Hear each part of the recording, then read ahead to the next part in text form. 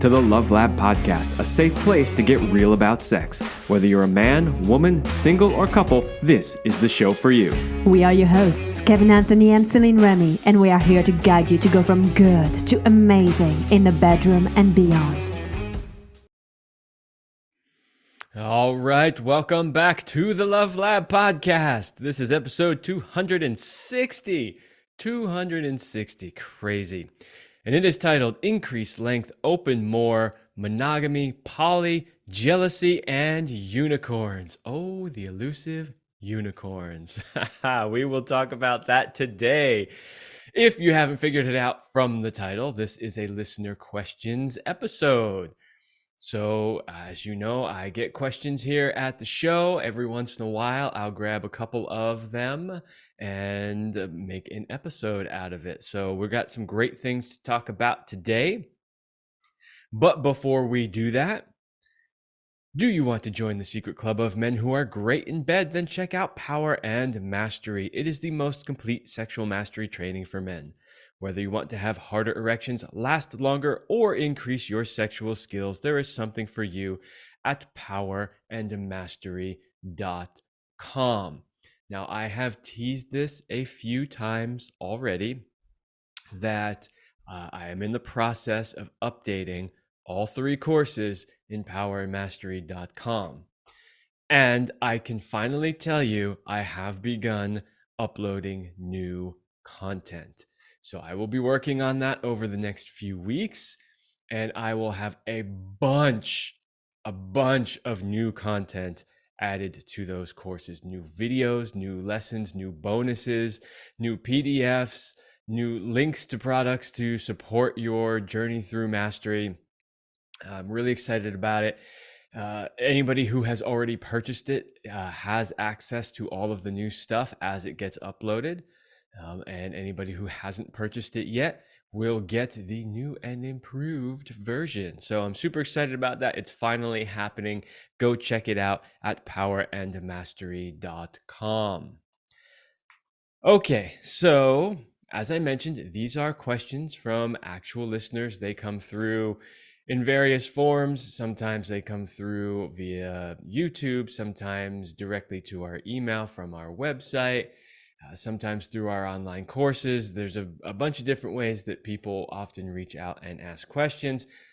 Obviously, I don't have time to answer everybody's question that comes in, but I do my best, and that's why I like to do these shows from time to time, where I get to spend a little bit more time answering these questions with a little bit more depth than usual. Okay, question number 1. How do I increase the length and girth of my penis naturally without pills and other surgical treatment?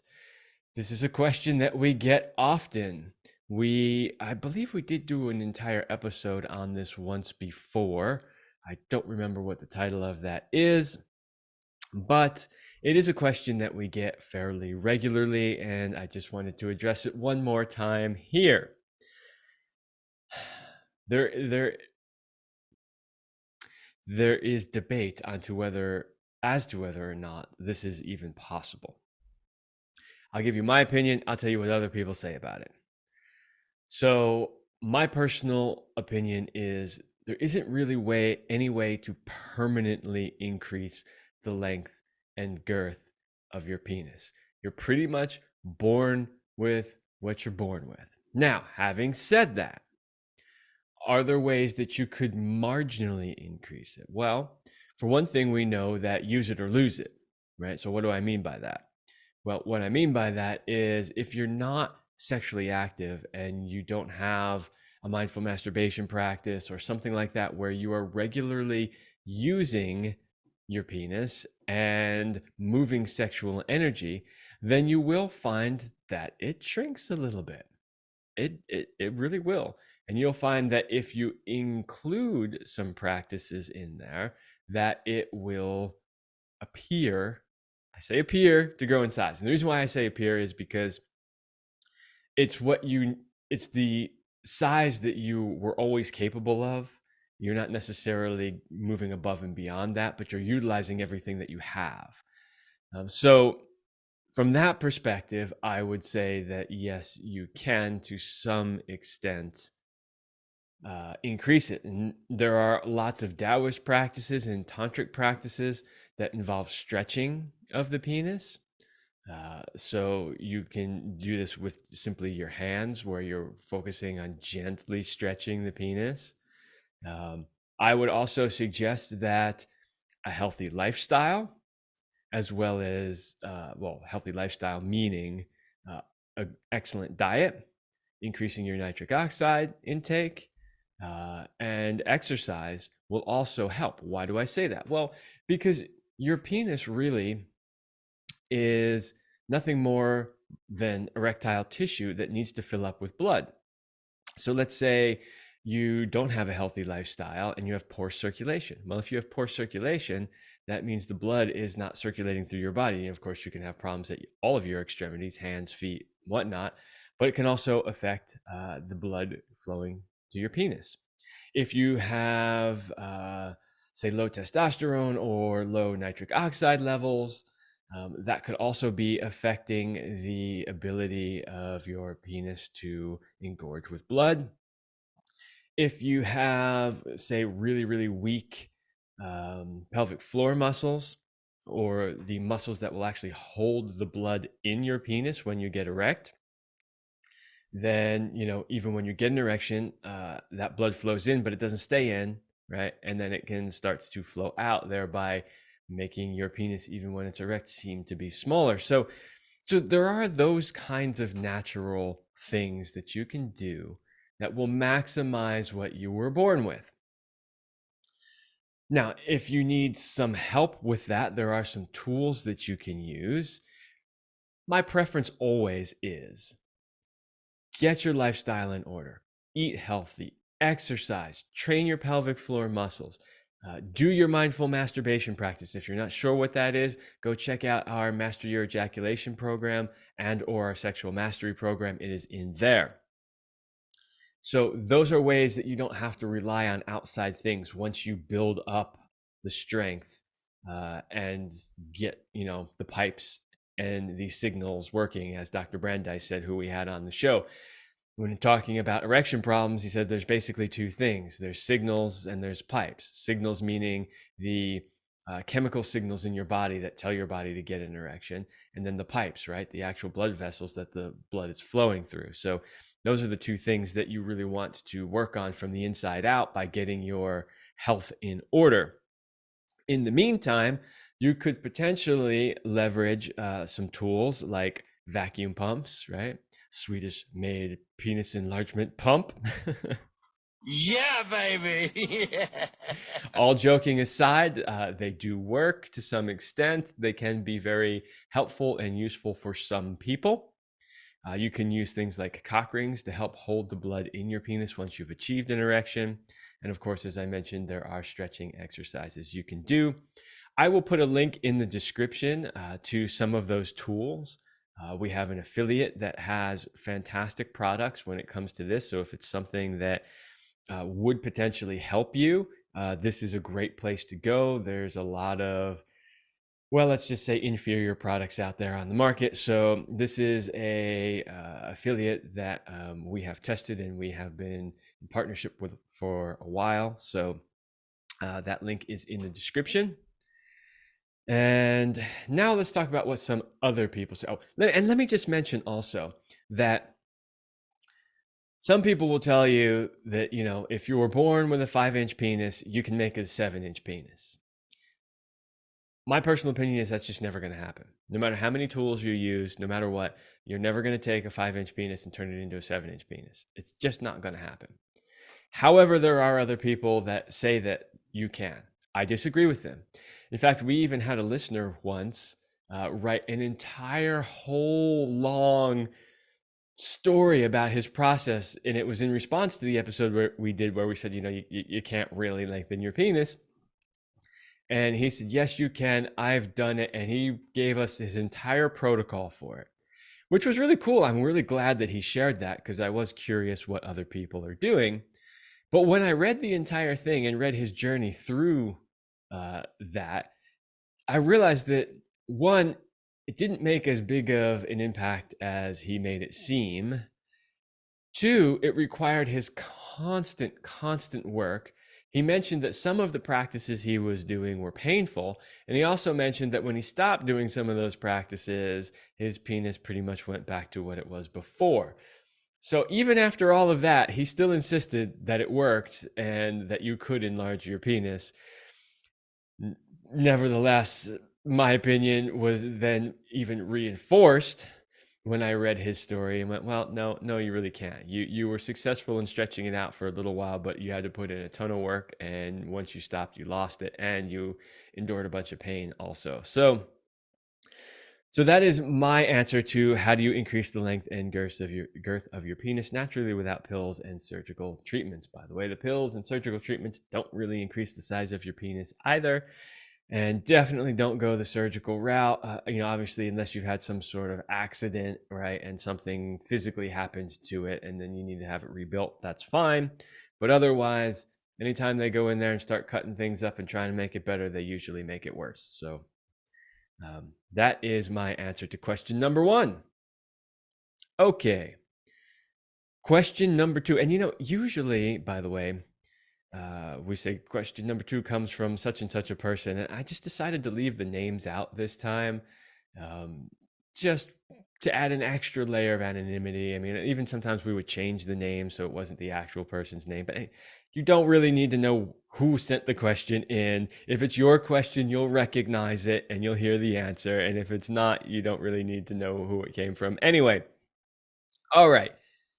Number two, I want to open up to my partner more, but she is not willing to even explore new positions. How can I get her to be more open sexually and explore with me? Okay, great question. The first thing that I would ask you if I were speaking to you in person is, when you say you want to open up more to your partner, what exactly does that mean? Because from my opinion, whether or not she's willing to explore sexually, you should always be open to your partner. So does that mean, is your heart open to her? Is your sex open to her? Is your mind open to her? What exactly do you mean by you want to open up more to your partner? And I want to caution you not to get caught in that sort of, what I would call a negative feedback loop, right? Which is, I want to open up more to my partner, but my partner is not open to exploring with me. Therefore, I won't open up to her, but because I'm not opening up to her, she's not willing to explore, and so on and so on and so on, right? You can get in those sort of what I call negative feedback loops, where it's like, well, I don't want to do this, and I don't want to do A until B happens, but the reason why B isn't happening is because I'm not doing A, right? So just be careful about that. One of the ways that you can really make your partner ready and willing to be open and to explore is to be open yourself first. Lead by example. Open your heart, open your mind, open your sex as much as you can. Now, having said that, that doesn't necessarily mean that she is still going to want to explore things sexually with you. So then the question becomes, okay, I'm being as open as I can be, and she's still not willing to do anything. What do I do? Well, the second thing I would ask is, what is in the way? So generally, if somebody is not open to exploring sexually, there's probably something in the way. Well, what do I mean by that? Well, it could mean a negative past experience with a previous partner. It could be some sort of sexual trauma from who knows when, maybe even as far back as childhood. It could be sexual shame in the way. There could be a lot of different things that are preventing the person from wanting to explore and experiment. And so the challenge is figuring out what that thing is and seeing if there's a way that you can remove it. If it's childhood trauma, therapy can help, coaching work can help. If it's a negative past experience, then you might want to simply do something like continually reassuring your partner and leading by example and showing them, guaranteeing them that if you do explore, that nothing negative is going to happen. So, yeah, the real key is to figure out what's in the way and then do your best to help the person remove that. Now, realize, however, that at the end of the day, you can't make anybody change. You cannot force someone to change. You just can't. They change when they want to change.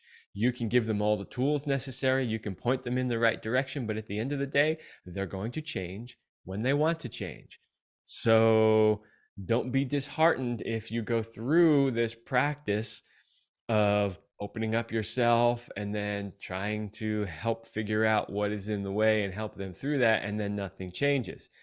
There's no guarantees. They might change right away. It might take them a somewhat long period of time to change. They may never change.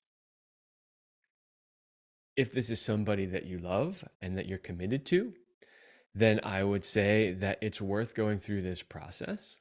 And if at the end they're simply not willing to change, and this is that important to you, then you either need to find another way to get your needs met, or you need to decide whether or not this is actually the right relationship for you. So there you go. Again, I find it interesting when say, how can I get her to do this? Well, you're not really going to get her to do anything, but you can help her get there on her own. And that's really what this is all about. So yeah, make sure that you are being open yourself, and then see if you can figure out what's in the way and help facilitate your partner in getting past whatever might be in the way. All right.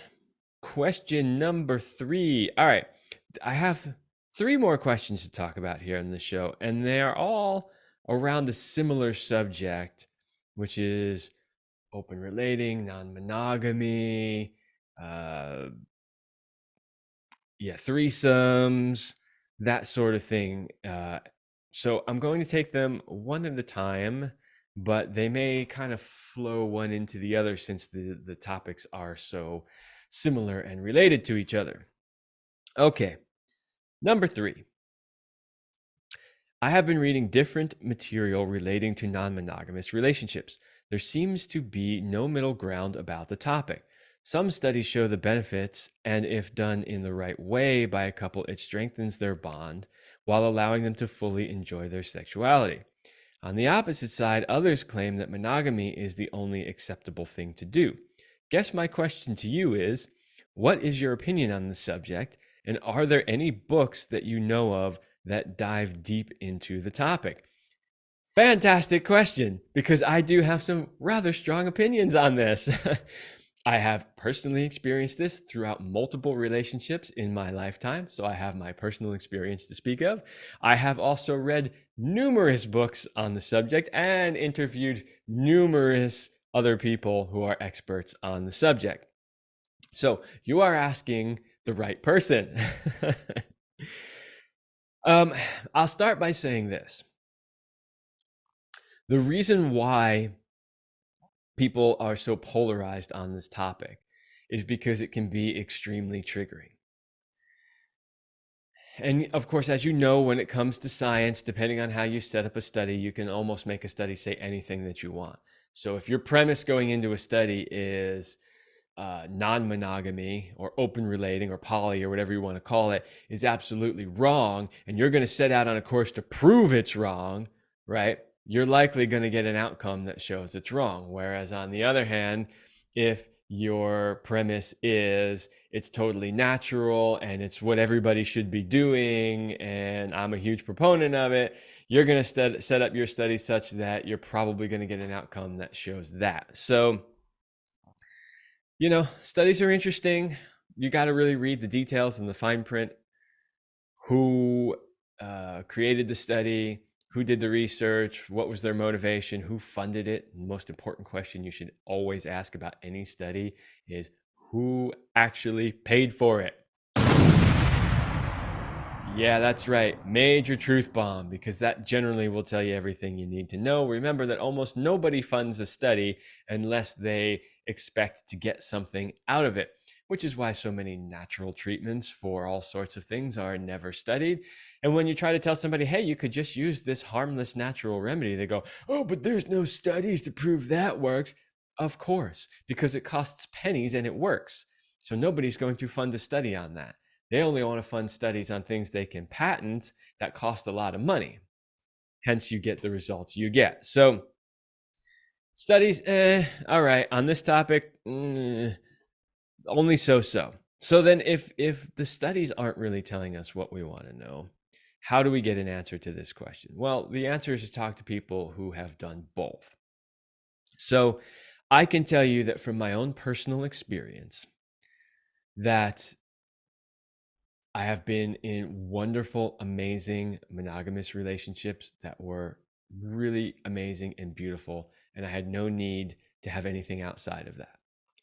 And I have had relationships that were open, that were amazing and beautiful, and it just worked for us and everybody was happy. I have also had monogamous relationships that absolutely did not work.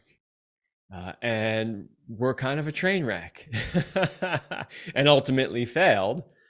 And I have had open relationships that also did not work and had moments of trains going off the tracks and resulting in a train wreck too.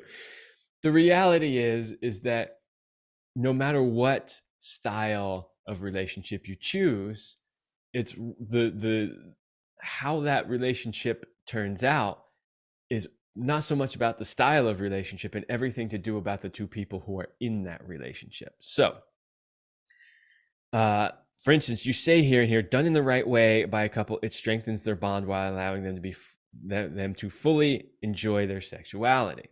Yes, that can absolutely be true, and I have experienced that. I have been in open relationships where it really did strengthen our bond.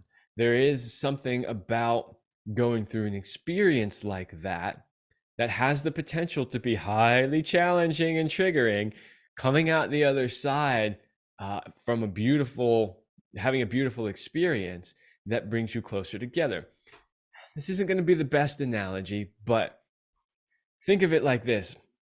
You're in a couple and maybe one person in the couple has a major health challenge in life, and maybe there's a potential they could die, and you worked really hard on it, but you came out the other end and you survived it. The chances of the relationship being stronger and having a deeper bond are pretty high, right? Because you just conquered something together. And that's usually, if both people really show up in the relationship, that's usually where at least one, if not both, shows up in a way that maybe they hadn't before. Like they really stepped their game up and supported the other person, which deepened that bond. Well, that sort of thing can also happen in open relationships, where you can really deepen a bond through some really deep shared experiences. So that's possible. It's absolutely possible. And I have personally experienced it myself. I remember the first relationship I ever had, the first time that we ever explored with somebody else. My partner allowed me to have an experience with another woman. And I was super nervous about it because I was really loved my partner and I really didn't want to challenge, the relationship in any way. And in the end of the day, she was so beautiful and so loving about it. It really did I had such a deeper love for her when I saw how she reacted to it and how she actually facilitated it and made it happen and supported it. And I was like, wow, you must really love me. Now, of course, somebody might do that because they're just like, yeah, whatever, I don't even care. I don't even really want to be with you. Go do whatever you want.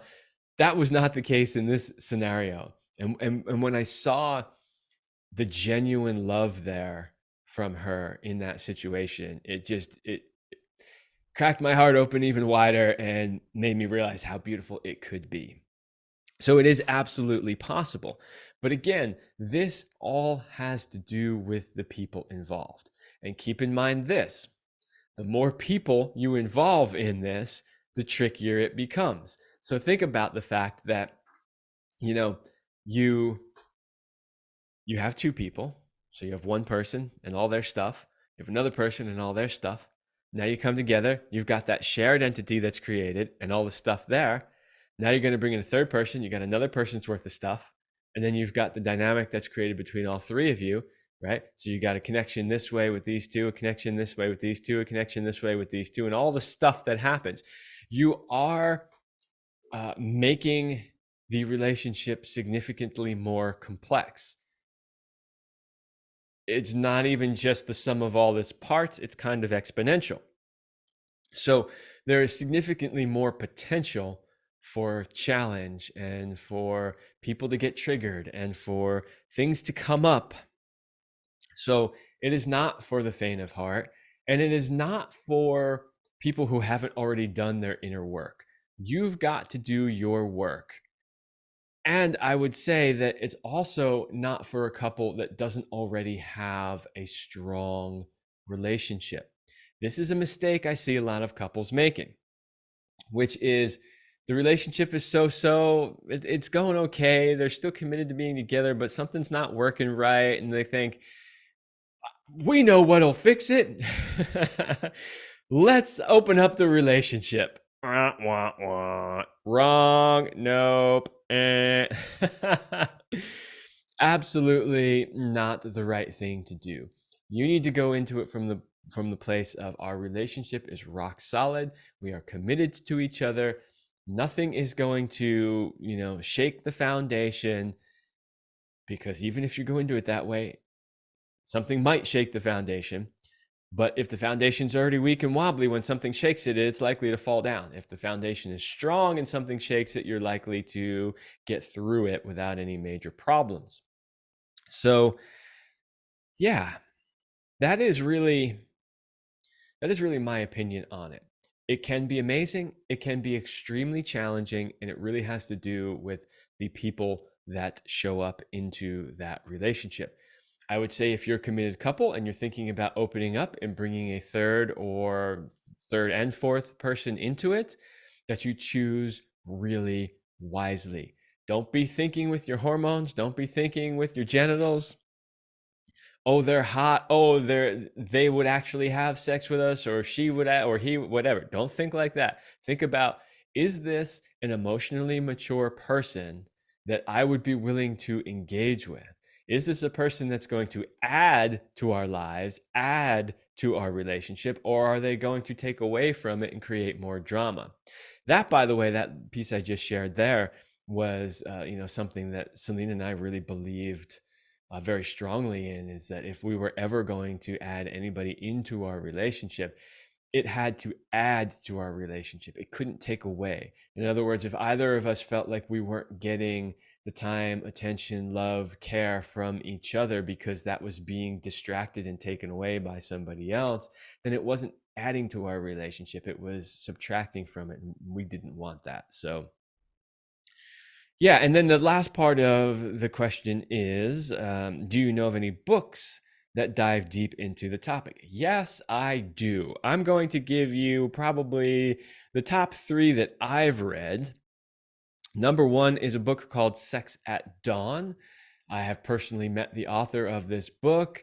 It is a great book because it goes back and it looks at the historical evidence for monogamy and non-monogamy. And it really gives you a background in this. Like, if you really want to know, is this normal, right? Is this something that humans should do or not? You really get some pretty deep insight into how man has operated for most of his existence. It's a fascinating book. It's really a great read. I haven't read it in quite a few years, but it's a book that both I and Celine had read. We both liked it a lot. We've recommended it to a lot of people. It's actually on our rather lengthy recommended reading list, as are the other 2 books I'm about to tell you about. So we do have a reading list. It is in our vault. So if you go to kevinandceline.com/vault, that link is always in the description.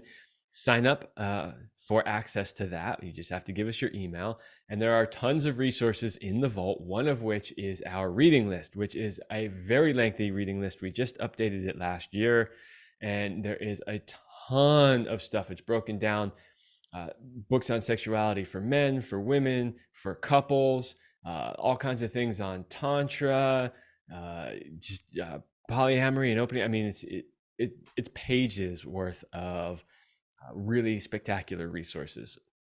So link for that is also in the description.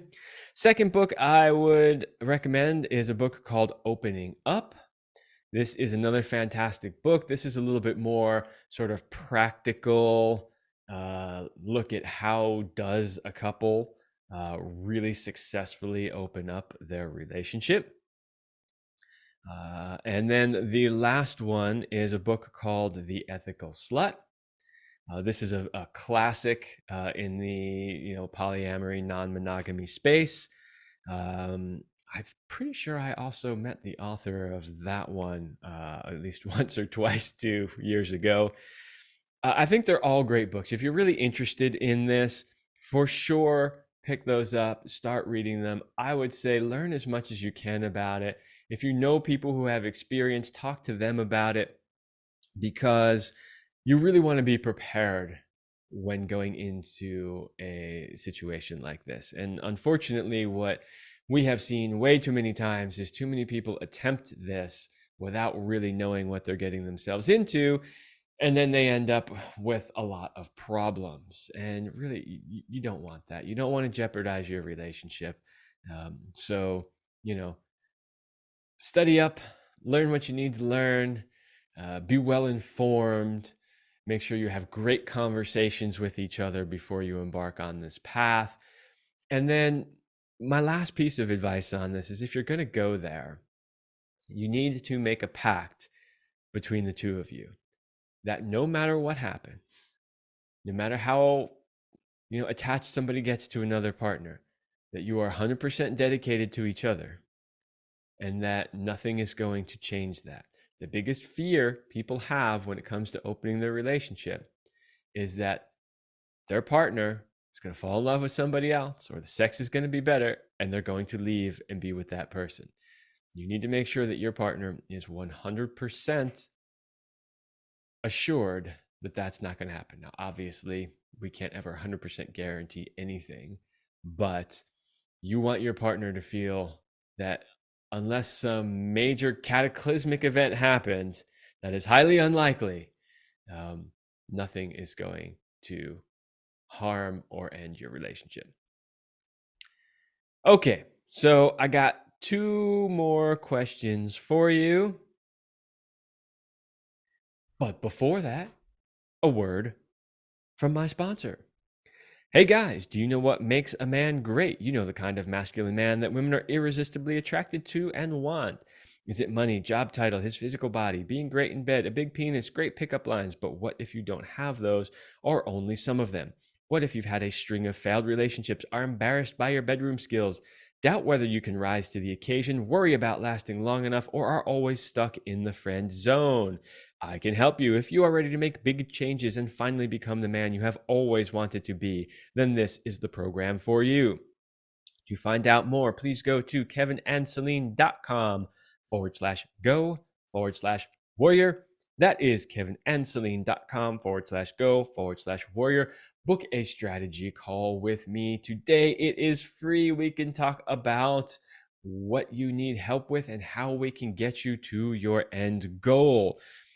I cover all things sex, love, and relationship in this program. Since we were just talking about non-monogamy, if that is something you need help with, I can absolutely help you get prepared for that or work through it if you're currently in it. I can help you become the man that you have always wanted to be, as the commercial says. I've been working a lot lately with men, helping them understand what it means to be a masculine man in today's confusing society, how to get back on track, how to show up as that strong masculine, and how to rock it in the bedroom. So if that sounds interesting to you, go to kevinandceline.com/go/warrior. All right. Next question. I'm particularly interested in the roles that people take and how they handle questions of jealousy and intimacy, and whether it is sustainable in a society that strongly connects morality to sexual exclusivity and monogamy. So this came from an email question, and it was kind of a back and forth with this particular person. And they were really interested in, again, non-monogamy, but more specifically, as the question says, questions of jealousy and intimacy and whether or not it's sustainable in a society that connects morality to sexual exclusivity and monogamy. Okay, first I want to tackle the society part and the connecting morality to sexual exclusivity and monogamy. I do not think that morality and exclusivity or monogamy are the same thing. That doesn't mean that I think there's anything wrong with monogamy. A lot of people assumed because of the way that Celine and I started our relationship that we had an open relationship all the time. And so therefore, we're just not people who do monogamy or believe in it. That actually was not true. While we did start out as a triad where there was a third person involved, once that person left for the entire rest of our relationship, which was everything but the first 6 months of it, we were 100% monogamous, and we loved it that way. And we had no desire or need to do anything outside of our relationship because we were completely satisfied by each other. So I say that to demonstrate that I am not against monogamy in any way. But I will say that morality and monogamy aren't the same thing. You can be completely, what's the word I'm looking for? In line with your morals and still be in an open relationship. See, morality, in my opinion, doesn't mean you can only have sex with one person. It means that whatever relationship type you choose, you do it in a way that has integrity, right? So you can be completely moral, so to speak, and be in, say, a triad, as long as everybody is aware of what's happening, there's good communication, everyone's being honest, and everyone is acting in integrity for the best interest of everyone in that group. In my opinion, that is the moral thing to do. Now, some people would argue with me on that, and they would say, well, religion or the Bible specifically says, well, go listen to the episode we did quite a while back about sex and spirituality and are they mutually exclusive?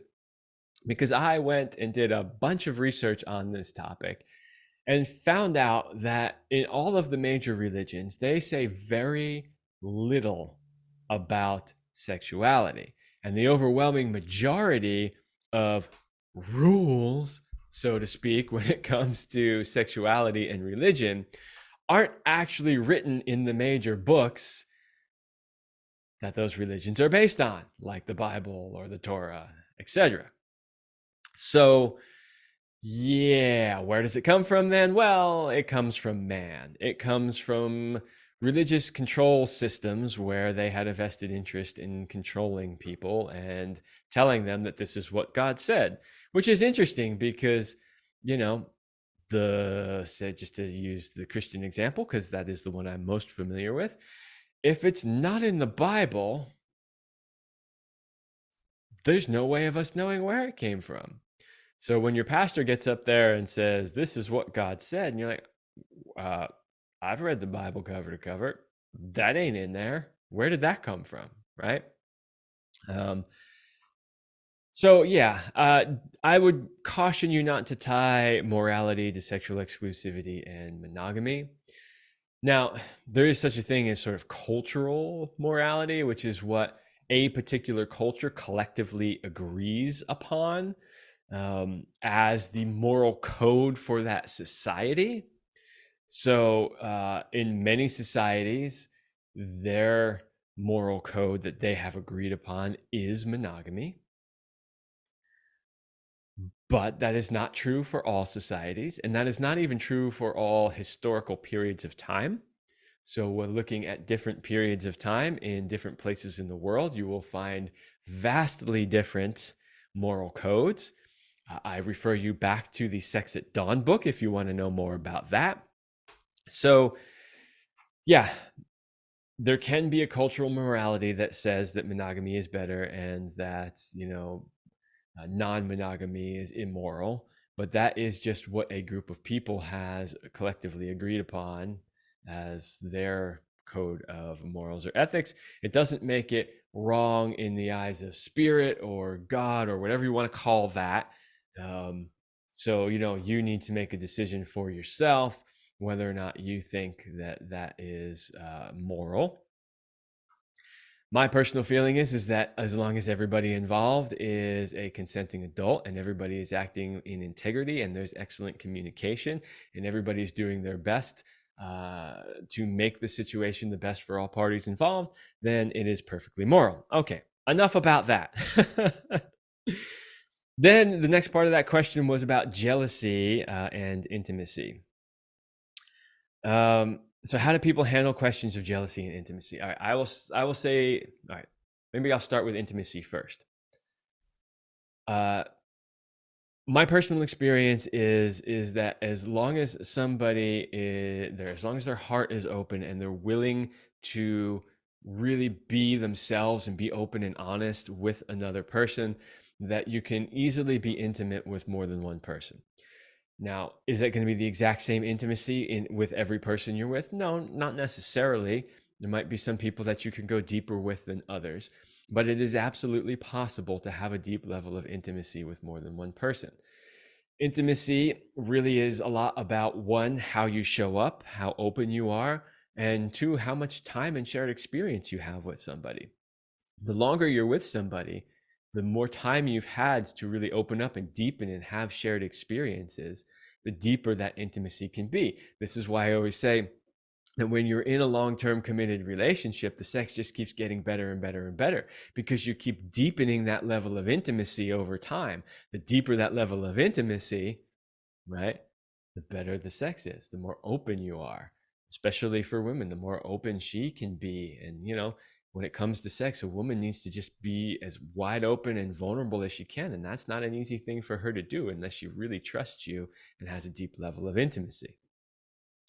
So that is absolutely possible.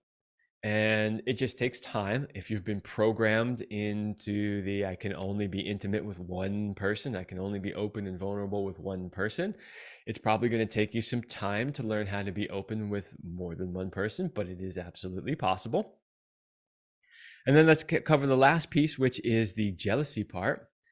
Jealousy absolutely comes up. I have only met in my lifetime a few people, in fact, I'm sure I can count them on one hand, of people who genuinely do not experience jealousy. There are a few of them out there. However their brain and nervous system is wired, they do not feel or experience jealousy. They are extremely rare. They're absolutely the outliers. The overwhelming majority of people absolutely do experience jealousy. Even in the perfect situation, even where everybody's acting in integrity and everything is flowing and there's lots of great communication and openness, there can still be jealousy. So the goal isn't necessarily to eliminate all jealousy. We must get rid of every little bit of jealousy. No, that's not the goal because it's pretty much impossible. The goal is, how do you handle jealousy when it comes up? Do you overreact? Or do you stay calm and, say, okay, we need to talk about this and let's figure out a mature way to work through this? So, yeah, jealousy is totally normal. It's going to come up in most situations. And then the question is, how do you deal with it? First thing is to be aware of it. The second thing is to not allow yourself to overreact when it does come up. And the third thing is to get all parties involved together and have some really open and honest discussions about where you're at, what you're feeling, and how to deal with it. It's not necessarily an easy thing to do, but it is possible to do. And it is something that pretty much everybody in an open relationship will have to deal with at one time or another. This is something actually that I do specialize in helping people with, whether singles, couples, triads, whatever, because I have had a lot of experience personally in it. It is something that I can absolutely help you with. So if you are a couple, a triad, or more, or whatever, and you are dealing with these issues of jealousy and intimacy and morality and all of that, please go to kevinandceline.com and schedule a strategy call. I can definitely help you work through that. Okay, one last question for this episode, also related, yet different. So you notice those first two, while related to open relating, cover different aspects of open relating. And so the third one, although related, is covering yet another aspect of it. And that's why I chose all three of these, even though they were a similar topic. Because they were all addressing very specific parts of that idea of non-monogamy. So here it is. My wife and I have discussed experimenting with inviting a third person in to have sex, but we aren't sure how to send the invite. We regularly attend a local bar in my town 2 to 3 times a week, and there's a lot of cute girls and guys that come and go. But how do we invite someone without weirding the other person out? Pretty confident I could ask any dude if they want to fuck my wife. They would say yes. But what about women? Any advice would be appreciated. This is a great question because it is something that a lot of couples who are thinking about opening their relationship struggle with, especially if you don't live, say, in Southern California, where there's a huge Tantra and Poly community right up the road, like I do. It can be challenging. Okay, so first of all, your wife and you have discussed experimenting with it, and you've even gone as far as like, how do we invite somebody in? Okay, great. I hope that you have laid the foundation. Everything I talked about for those other two questions are about laying that foundation so that you can do this properly. Assuming that you have done that, then the next question becomes, how do you create the invite? All right, so you mentioned that you spend a lot of time at a local bar. I hope you're not drinking 2 to 3 nights a week like that, or at least not in excessive amounts, just for your own health reasons. But that is going to be one of the more difficult places to make this happen. So you do run a significant risk of quote unquote weirding the other person out. What you don't want to be perceived as is the regular couple that's always in the bar that's hitting on every cute girl that's in there trying to pick them up. Because what's going to happen is the second a cute girl walks into that bar, somebody's going to catch her ear and say, watch out for those two. They try to pick up every girl that comes in the bar. You don't want to be those people. And it sounds to me like you are mostly looking for a female. You are correct, by the way, that it would be way easier to find a guy to fuck your wife. You could ask any guy that your wife is attracted to, and they will most likely say yes. Piece of cake, no problem. However, what you're looking for has been coined, the term for this person has been coined unicorn. So the hot, young, single woman who wants to come and be your third person in your triad or your play partner from time to time is the holy grail of non-monogamy. It is the unicorn. Why is it called a unicorn? Because unicorns. Well, have you ever seen a unicorn? Let's put it that way. Ever seen one? I'm guessing probably not. It's sort of a little bit of a joke. I mean, some people really do insist that unicorns are real, or at least were once real and were potentially hunted to extinction. Whether or not that is actually the case, whether or not it was, some deformation of, say, deer that only had one horn. They do exist, whether or not they're talking about narwhals in the whatever it was. They call this third person the unicorn because they are extremely hard to find. But they do exist. My suggestion to you, though, is to put yourself in situations or surroundings where there is a better chance that you will find what you're looking for. So what do I mean? Well, find a local sex positive meetup group in your area. Find, maybe a poly group in your area and get involved with them, get to know them, go to their events if they have them. You can potentially find a Tantra group. Now, Tantra doesn't necessarily mean that everybody that's there is open to non-monogamy. Don't make that assumption, as many people do. That is not necessarily the case, but you are at least surrounding yourself with people who are a bit more open to alternative sexuality. So you could potentially, if this is your thing, get involved in the swinger community. That's a place where you're much more likely to find that as well. So the idea is just, hitting on regular people who come into a bar by themselves. Your chances are pretty low. It could happen maybe after enough drinks, and then they'll end up regretting it the next day and like never coming back to the bar again because they don't want to see you, because they're like, oh my God, I can't believe I got so drunk and I went home and had sex with that couple, kind of thing, right? That's not the experience that you want to have. So yeah, get involved with groups of people that may potentially be into that thing.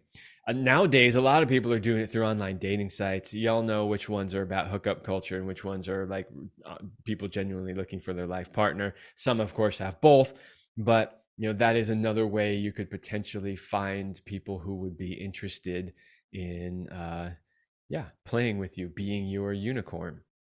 So once you've done that, once you've sort of put yourself in those scenarios and there are some possibilities, always be 100% upfront with what it is that you are looking for.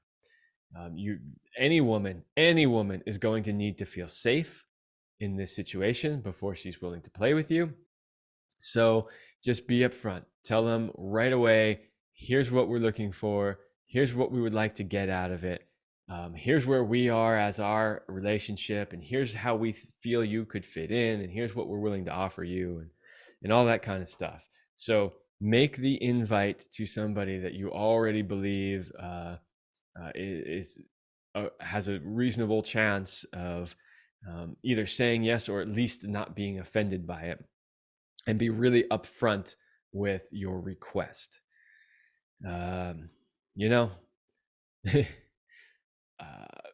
Attractive single women willing to be the unicorn are in high demand, and there aren't that many of them out there.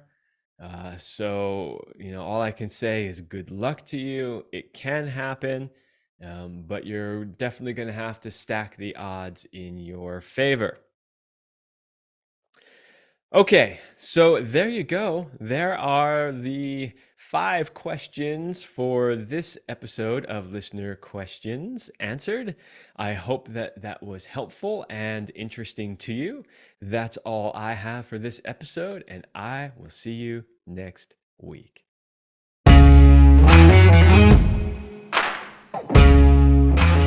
We hope you like this episode of the Love Lab podcast. If you enjoy this show, subscribe, leave us a review, and share it with your friends. And for more free, exclusive content, join us in the Passion Vault at CelineRemy.com/vault.